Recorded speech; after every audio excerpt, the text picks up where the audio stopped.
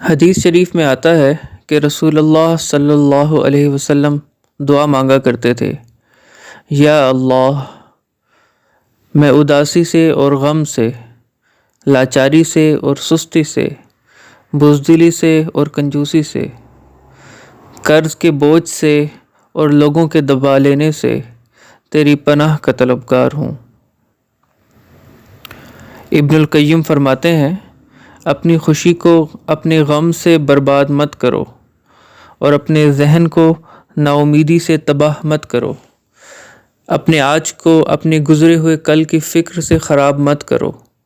اگر تم غور کرو تو جان لوگے اللہ نے تمہیں مانگے بغیر بہت کچھ عطا کیا ہے۔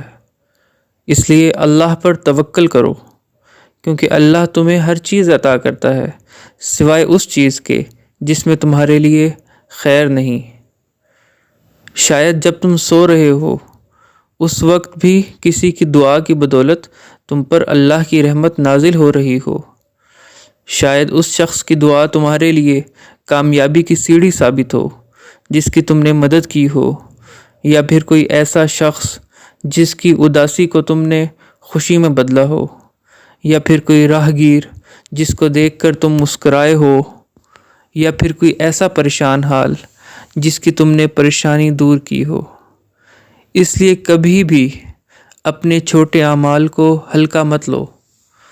سبحان اللہ۔ کسی نے کیا خوب کہا ہے کہ جب مجھے کسی چیز کی طلب ہوتی ہے تو میں اللہ سے دعا کرتا ہوں، اگر وہ چیز مجھے مل جائے تو میں خوش ہوتا ہوں، اگر نہ ملے تو میری خوشی 10 گنا ہو جاتی ہے، کیونکہ پہلی بات میرا فیصلہ تھی جبکہ دوسری بات میرے رب کا فیصلہ ہے۔